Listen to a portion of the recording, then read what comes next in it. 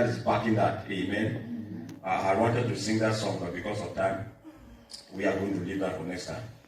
Amen. Well, we want to today look at the scriptures, what the Bible is telling us. I'm very, very excited. There is nothing that is going to pull you down. Whatever people say that you will not have, you will.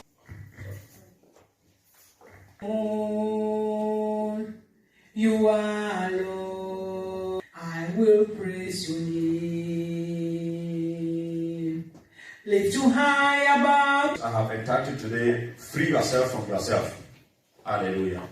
Freeing yourself from yourself. Most of the time, we are walking all around the place, yet we are in prison. We can be walking like this and moving all around. We get out of this door, we go on the street, and we walk from one place to another, and yet we are in prison. Now, when we talk about prison, there are many kinds of prison. There are physical prison. There are also prisons that you lock yourself in by your own self. In your mentality, you have locked down yourself. In your instinct, you have locked down yourself. The way you behave, your emotions, you have locked down yourself. So there are many ways that people lock down themselves. And if you are able to come out of this lockdown, if you are able to come out of this prison, you will be a free man. Now my assignment here is to pull you out of you so you can be free. Hallelujah. So you may have some liberty, you may have some freedom. Then you can move easily and become who God says you should be. Now, any one of us here have been created with a purpose.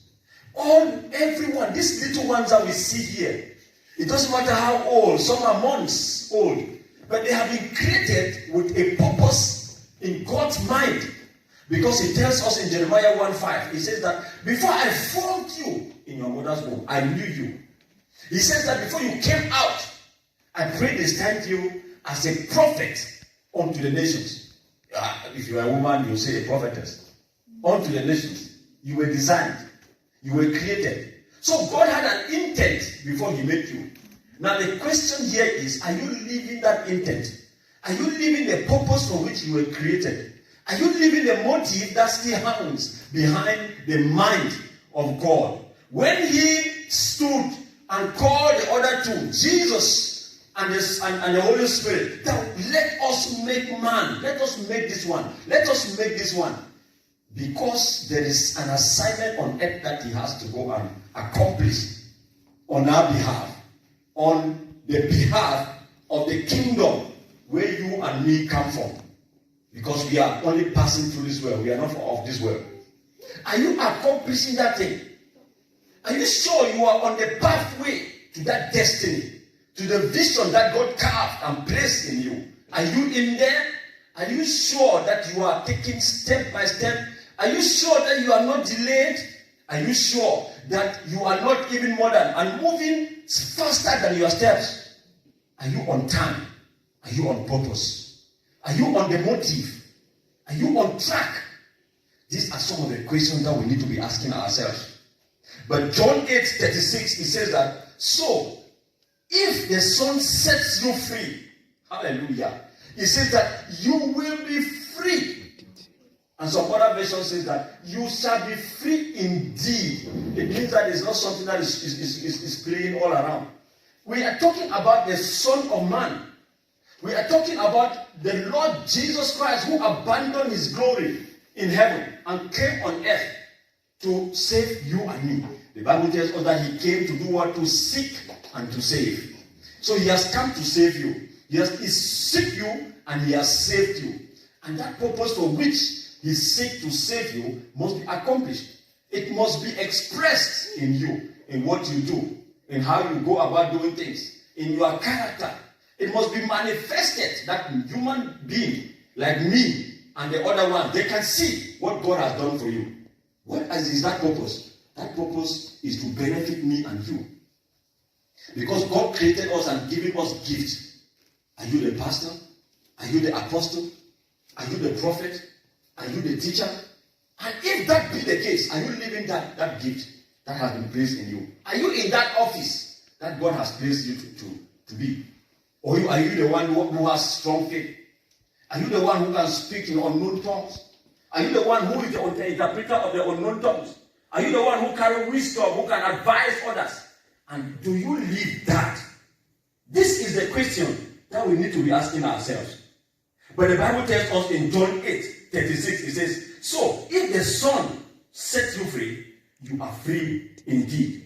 Now the question that can be running in your heart is how? How does the Son set me free? Look at me, I'm still here. I'm still entangled in all the things that are worrying me. Trials and temptations. Anxiety. They are all in my heart. So they can't leave me. I cannot be free. I'm like a bird that they have been caught and put in a cage. And yet, I can see people, but I can't move. I can make noise. I can eat. But there are many things that I'm limited. I cannot do them. Are you the one? If you are the one, I tell you that answer has come for you today. Amen. God has an escape route for you. Amen. Hallelujah. The Bible tells that there is no temptation that has overcome man that is not common to the other. But he says that God is faithful. Say, God is faithful. Say, God is faithful. Because he says that he will not allow you to undergo those temptations that you cannot be able to bear. And the Bible continues to say that if at all something like that happens, the Lord God of Abraham, Isaac, and Jacob is going to make a way where there seems to be no way for you. He's going to make a way of escape. Hallelujah. God wants to lift you and set you free out of that trap today. Amen. God wants to set you free and make a way of escape for you. Amen. Hallelujah. Put your hands together for Jesus, somebody. Oh yes. So brothers and sisters, they will ask me how am I going to be free when I'm entangled in this kind of situation? The Bible says that there is good news for you in 1 Corinthians 6, 9 to 11. The Bible says, or do you not know that wrongdoers will not inherit the kingdom of God? Wow, that is a question for you and for me. He says that, do you not know that? He says, do not be deceived, neither the sexually immoral, nor idolaters, nor adulterers, nor men who have sex with men, nor thieves, nor the greedy, nor drunkards, nor slanderers, nor swindlers will inherit the kingdom of God. And this is the part that I like.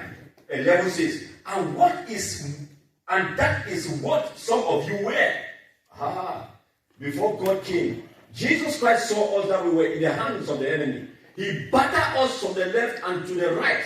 He says, no, I can't allow my people to suffer that kind of way. I will go down. It doesn't matter what will happen to my glory up there. I will come. You and me, we find ourselves in this kind of situation. We were battered. We were dragged from one place to another, doing things that does not bring glory unto the Most High God. Doing things that is against human interest.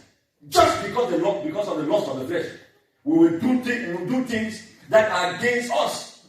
Amen. Mm-hmm. Things that harm us. But these things that the Bible listed here, the Bible says that when you do those things, you sin against the flesh. You sin against yourself. You sin against man. Hallelujah. And he says that what? Here. He says, but you were washed. Oh, thank God that there was a blood. There was a blood on the cross of Calvary that washed you and it washed me. Hallelujah. And now we can stand and hit our chest that we are saved. The rescue team came and saved us. Jesus Christ came and saved you and me. Amen. And he said, but you were washed. You were sanctified. You were justified in the name of the Lord Jesus Christ and by the Spirit of our God. That sets us free. He sets you free. Because by that, Jesus Christ didn't only come to pull you out of the mess, but he died on the cross of Calvary, shedding his blood for your redemption and for my redemption. He bought you back. That is what redemption means. It means that he paid the price for you. We were all condemned. We were all on the highway to hell.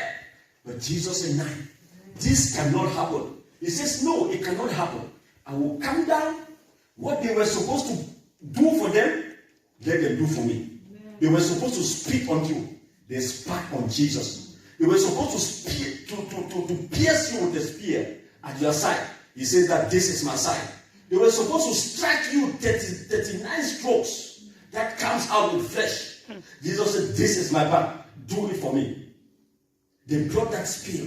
Look at you, so healthy. Look at you, so beautiful. When we look at Jesus hanging on the cross, you can't imagine that that is a human being.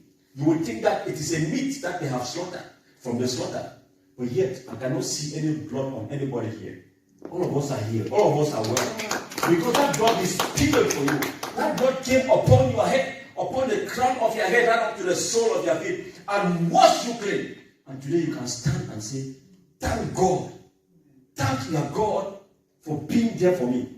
Now the question is, if Jesus didn't come, had it been he had not come, what would have become of you? Like the song that we heard. What would have become of you without Jesus Christ? Must we ask this question to ourselves? Oh yes, this is a question that we must be asking. And anytime that we want to do something, we must recognize that I am not standing here in my own power. I'm standing by the strength and by the power of the Most High God. The Bible says that it's not by power, it's not by might, but it's by the Spirit of the Most High God. Hallelujah. So anything that we want to do, when we want to take a step, we have to ask ourselves, will Jesus be glad when we take this step? Because we are here to serve him. Whatever we do, if it doesn't please him, whatever we do, if it doesn't add glory unto his holy name, it doesn't add credit unto his holy name, they are all futile.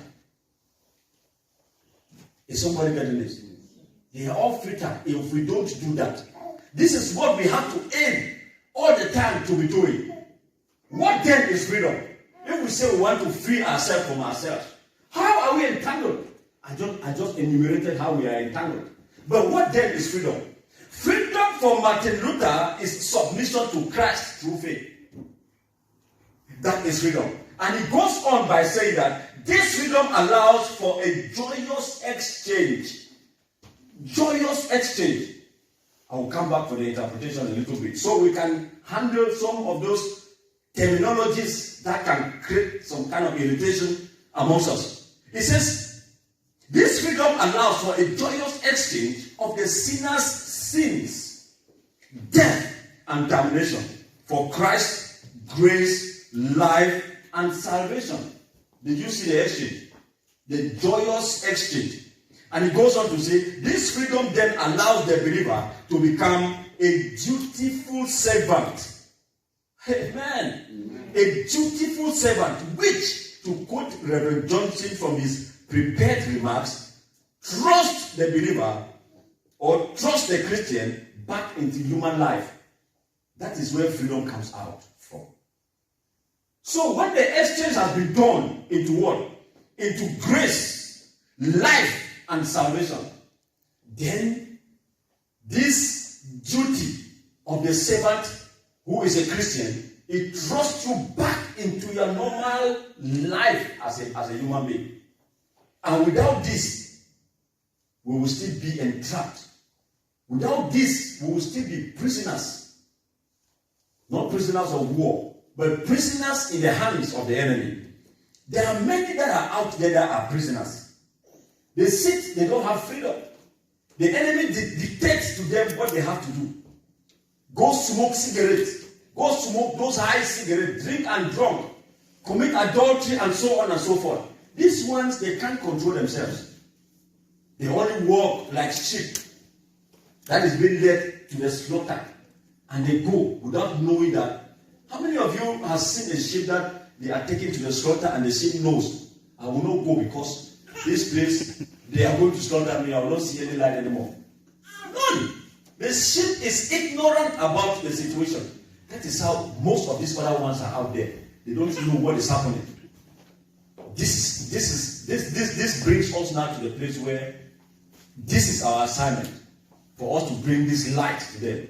Because the Bible says that we are light and we are salt. We need to present this earth, and we need to do what? We need to show the light to them. We need to shine our lights to them. Hallelujah.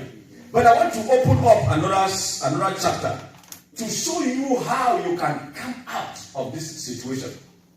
Some parameters that will help you break through like a plant that is breaking through the dry ground, like a sun that breaks through the morning day. Hallelujah. Number one, we talk about evaluate your self-worth. How are you worth? What is the value of yourself? What kind of value have you placed upon your own body, you yourself? As a Christian, what do you think that you are? If somebody comes out, I want to buy you, like they buy players these days, how much are you going to sell yourself? We must do that. Your self-worth has everything to do with how you see yourself. Are you a Christian who just do anything anyhow? Like any normal man? The people out there, they cannot differentiate themselves from you. Are you that kind of person? A Christian that goes to place and visit any place, places where they were not supposed to see you, they will see you there. Are you that kind of Christian? How worthy are you? Are you a kind of Christian when you do things, people will say, oh look, I didn't believe that you would do this kind of messy thing. So some of us, we take our own hands and we crash down our own selves. It's because we are still in that trap. We are still in that prison. The Bible tells us that the Lord God has set us free. And we must be free indeed. Amen. Somebody is being free today. Amen. Hallelujah. Amen. You will be free today in the name of Jesus. The places you visit and the overall relationships that you cultivate. Now, overall relationship hasn't got to do with the friends that you keep, but it has to do with the entire human race. When you move all about, how do you see other people? How do you relate with other people? Do you also behave like the unbelievers when somebody pass around, it doesn't greet them? They also don't greet. And do you behave like the unbelievers where when they move, somebody step on their feet? They step on that person's feet 2 times. Do you do that? So, how worth are you? The Bible tells us that when somebody slaps you on one jaw, take the other side and let the person slap. By doing this, what are you doing to that person? As a believer, you are telling that person that I am not cheap like you. You have laid a life code upon the head of that person. I have not seen that before. That when somebody slap one person, you slap the other jaw, the other person take the other side, that please, this other side, so that it will be complete. Double dose. I have not seen it. Maybe you have seen it. But when you do that kind of thing to somebody, I'm sure that person will not sleep that night. What kind of person is this? This one is not from this universe. And it's true, of course. You are in this world, but you are not of this world. Amen? So you have to live your life that way. You must not yoke with commoners. No, you are eagles. And eagles, they don't take flight lessons from chickens. When you are eagles, you stay up there, you fly up there, you have a lot of space, freedom for you to move wherever you are moving. Hallelujah. Am I speaking to somebody? Oh, yes. Oh, yes. Number 2, it says be original. Be your own original you. Don't be a copy, a counterfeit to somebody. Now, God has made you that kind of person. Can you imagine? Can you imagine an eagle comes down and is pecking with crows? Is pecking with crows, or is pecking with ducks, or a lion leaves the forest camp and is moving along with pigs inside mud. How are you going to look at it? It will be very, very strange and absurd to you. You are that one. You are that eagle. You are that lion. Don't bring down yourself. Come out and let your ability, your characteristics, your character, and your attitude, may they exemplify themselves in the forest by showing others that I am the lion. I am the king of this jungle. Oh, yes. Amen. Amen. I am the king of, so be you. And it is that you that we need to enjoy. It is nobody extra. Now, if it is not you want to do something that is on you. You know, counterfeit is not the real. You know that? And sometimes we can identify counterfeit easily. And when you do counterfeit, you counterfeit somebody, then know that you are not living what will I say?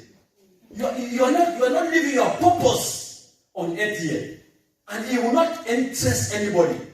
Now, gifts are given by the Lord to you and to me so that we may benefit. Each other may benefit from another. But if you do counterfeit, I will not be able to benefit from it.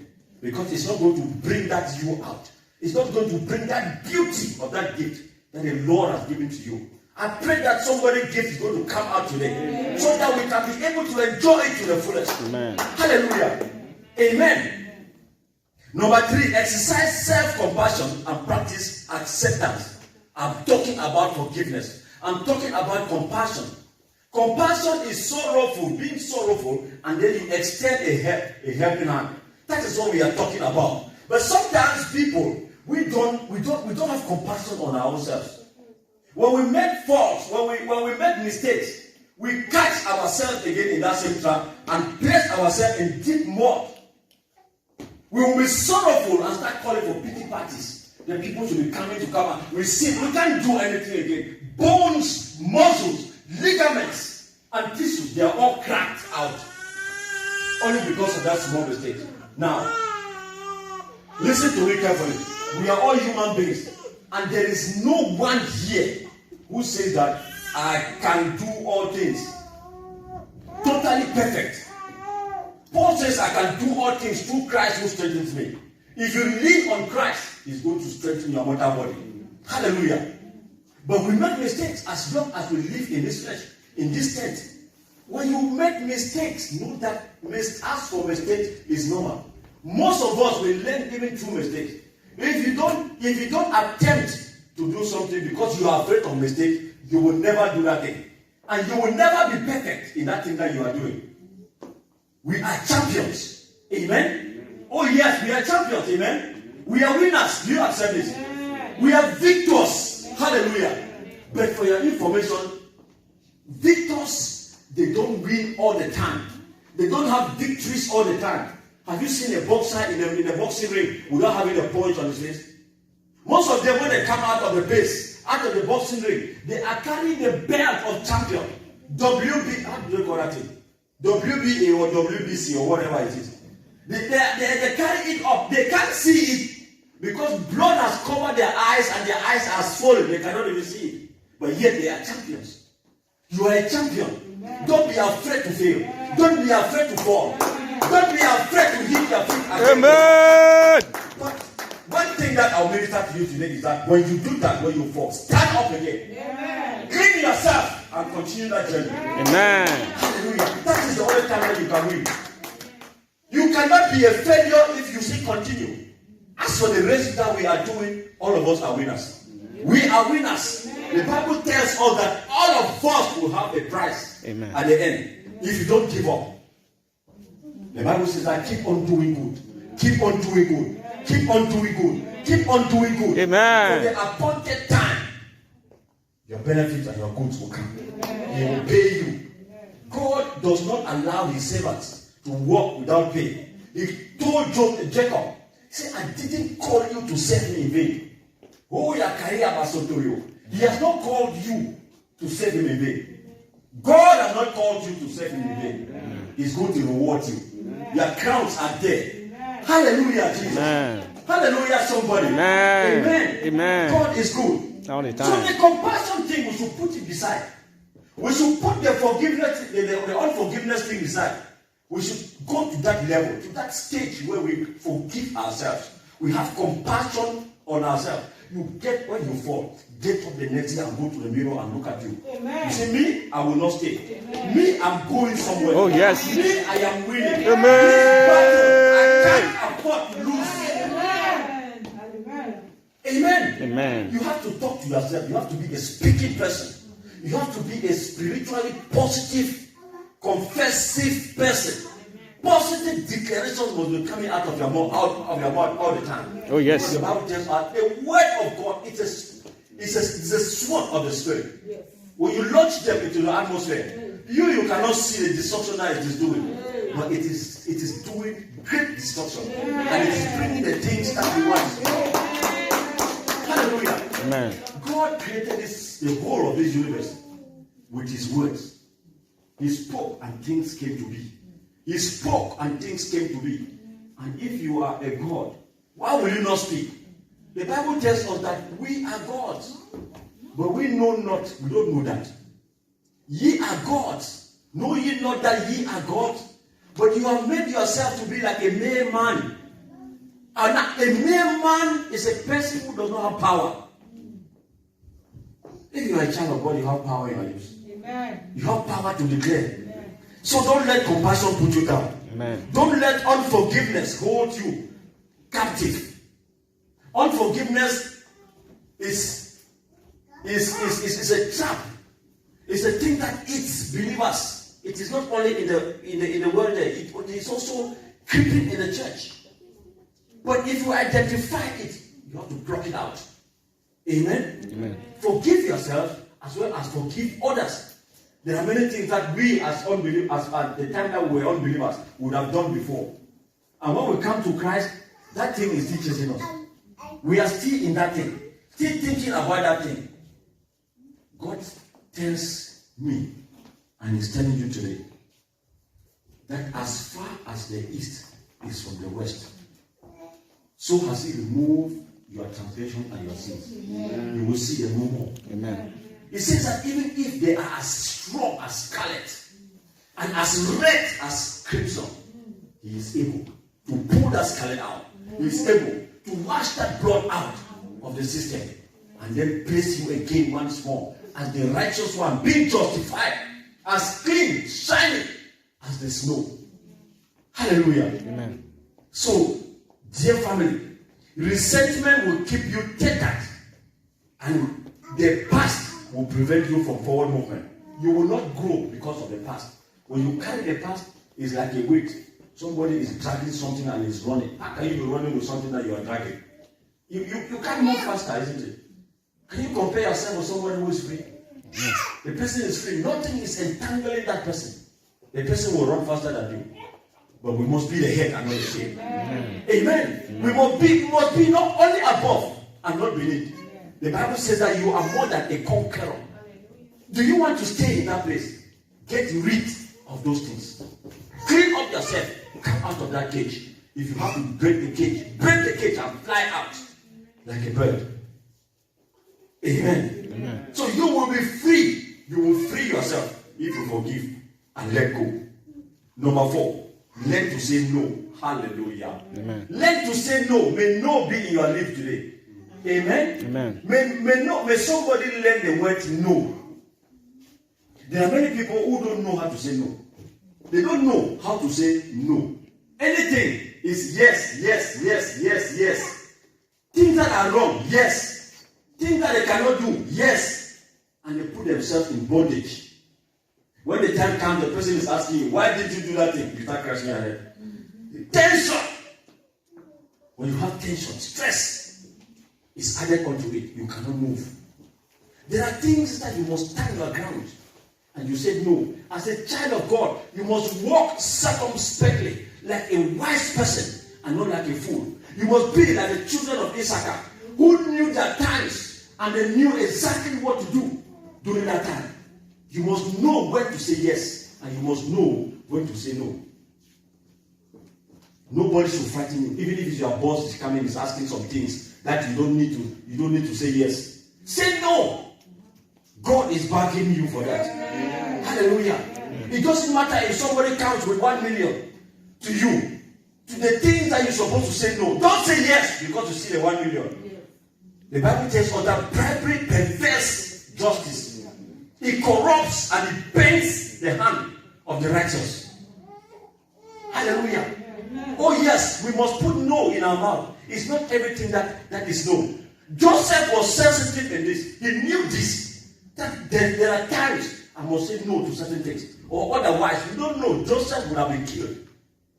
Joseph, I'm talking about Joseph, the child of Jacob, who had some other brothers. The one who was in Potiphar's house. That is the Joseph I'm talking about. And Potiphar's wife came to him and said, you are so handsome. You look so wonderful. Joseph said, with this thing that you are coming, this is a snake. This is a poison. And he wanted to run away. The woman cut the hem of his clothes and took it and kept it as an evidence. Now, listen. Have you ever asked yourself, what if this woman kept that clothes? The husband comes and he said that this man, this clothes that I kept like this is because he raped me. What would have happened? But that's not what because the Lord God was at the side of Joseph. Whatever they did, accusations and everything, he promoted him. He had not gotten to his destination yet. But the enemy would think that he had done his worst in you. God will do his best about it. Amen. Oh, any time that he puts, it is a step for you to stop, to step, and you bounce to a higher height. Amen. Amen.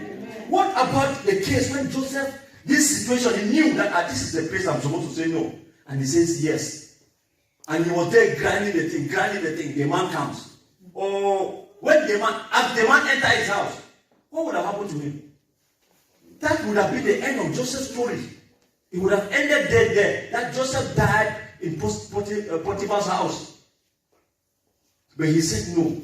There is a place that you must say no. Amen. There is a place for no for you. Amen. Hallelujah. Amen. Number 5, control your reaction to things.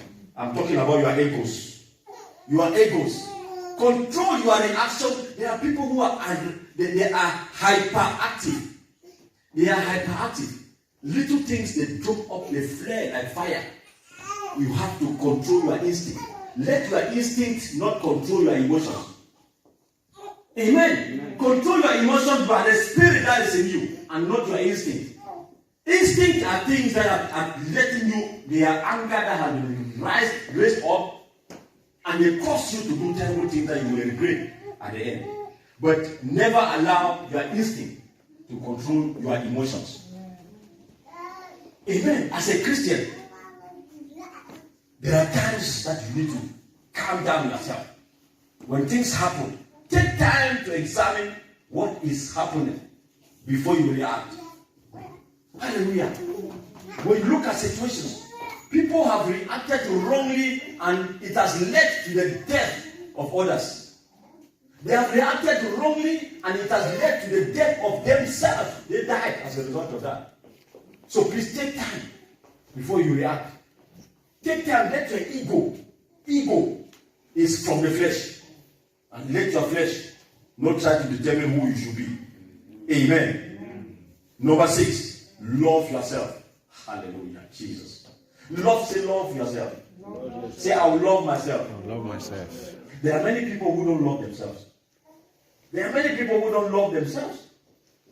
There are many people, they try to do something extra because they believe that God has not made them rightly. They add some legs so that their legs will be longer. Some they add some nose so that their nose will be some kind of way, either round or sharp. Some they add chin, some they have so many things that people do to add on to what God has made for them. It's because they don't love themselves. They believe that those artificial things that they are putting, that is the thing that is going to make them happy. Say it is wrong. It is wrong. That is wrong. False. It can't make you happy. Be yourself and love that self that God has made you to be. Let's look at Mark 12, verse 31. Mark 12, verse 31.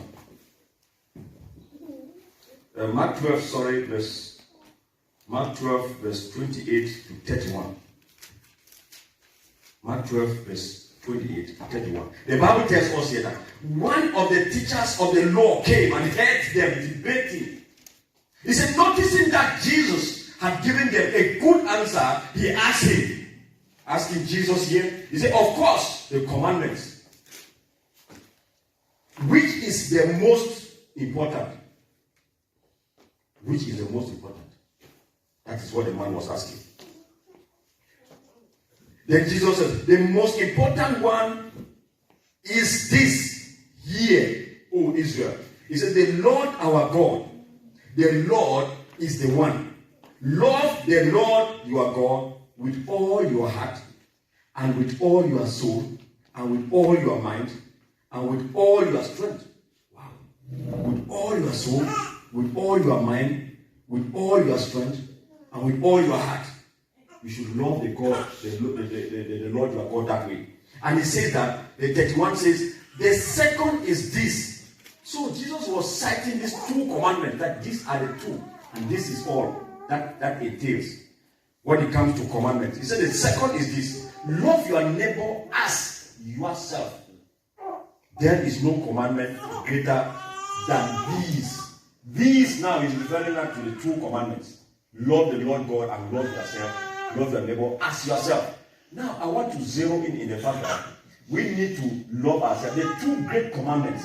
Now, Jesus Christ explained here that there are three situations that you must love in these two commandments. You must love God with everything. Your heart, your soul, your mind, and everything that you do have. Then he comes now to the second. He said that you must love your neighbor as you love yourself. Now, it means that you must love yourself first before you love your neighbor. That is what he's saying there. So you love God, you love yourself, and then you love your neighbor. That is a community. It creates a good atmosphere, a spiritual atmosphere that God will love. But imagine a situation where you don't love yourself. How will the world be if you don't love yourself? It means that you will not be able to love your neighbor. And who is your neighbor? Your neighbor is me. Your neighbor is this one that is walking on the street here. The neighbor is the one you don't even know. You meet in the city. The neighbor is the one you walk in the train with. There are people who don't love themselves.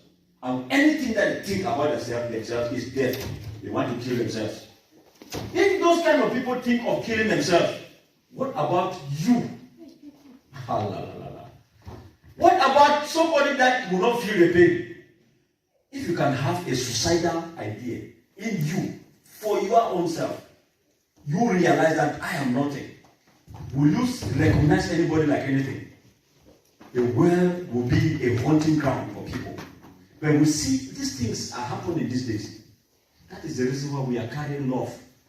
We are taking the love of Christ, taking the love of the living Christ to the dying world, to sell this to them so that they can be able to buy. So that this world will be fine for us.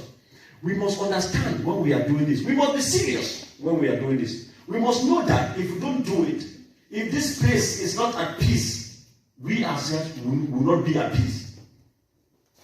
If bomb begin to fall here in Germany, or is raining here in Kazakhstan, God forbid, do you think you are going to be free? You are going to be affected. Maybe the Lord will save you. Before you come out, you will smoke some of those things that are oozing out of the thing. So we must love ourselves. You cannot afford to hate yourself. Love yourself. That is the prerequisite for you to love your brother or your sister. Hallelujah. Say, I will love myself. I will love myself. Say, I will love myself. I love myself. The seventh, break the barriers you have created for yourself. Break the barriers that you have created for yourself. In this situation, that you may keep yourself away from the prison. We all have limiting beliefs. There are many things that people, it's reachable. But some will say, I can. And the others, they will say, I cannot. Why? People, they have hands, they have eyes, they have everything. But one will say, I can, and then the other will say, I cannot. Some will say, I can never do that. Some will say, I can never wear that. Some will say, I can never earn that kind of money. Are you God? You are not God. You are not God, because God determines everyone's predestination. He predestined our vision. He predestined our destiny. Amen? And puts you on track. So we must expand our thinking and allow life to exemplify itself. Allow ourselves to have external thoughts, freedom of thinking. Don't put yourself in a box. You put yourself in a box and you your hand, you take the cover and cover it and find a lock and lock it. And you take the key and throw it in the sea. And you stay in the box, you are jumping. Nobody is there to free you. Amen. Hallelujah. So relinquish control over others' behavior. That is one thing. You must relinquish control over others' behavior. People are free to think the way they want to think. People are free to behave the way they want to behave. People are free to act the way they want to act. But remember that freedom is up to your own environment. You don't need to attempt to enter into somebody's space. There are many people who enter into people's space without even thinking that it is anything wrong. Some will go as far as harming others. They will not even think that something is wrong. But then, when people behave in a kind of way, they curse you or they say certain things, that is their own kind of way of behavior. You, your own self, what do you do with that? Do you allow that thing to flow or to flush you? Or do you allow it to come? So don't never allow somebody's opinion to be your conclusion. Don't accept somebody's opinion to be your conclusion in life. That many a times, people call people names, and they answer that names. And when they call them those kind of disgusting names, they hang under that weight of that disgusting name. Many, they have been sidelined. Racism is taking place everywhere. In the family, in the tribes, in the community, as well as in the city, and even in countries. It is happening. So they bring other people down. We only truly have control over our own thoughts and behavior and actions. Not other. You cannot control somebody. You can speak. If the person refuses, then let it go and move on with life. Don't spend the whole of your time. Do not expand time and energy spinning your wheels on trying to change somebody. You will not be able to do that. And you will waste your own time. Then it will mean that changing that person has entrapped you. You are in prison. You can't move forward because you think that you want to do something. Stop worrying about what other people think and commit to it as a way of life.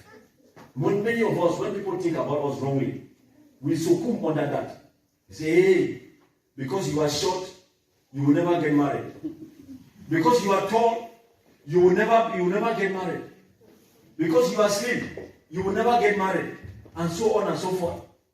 Because you come from this background, you will not be able to go to this school. These are all lies.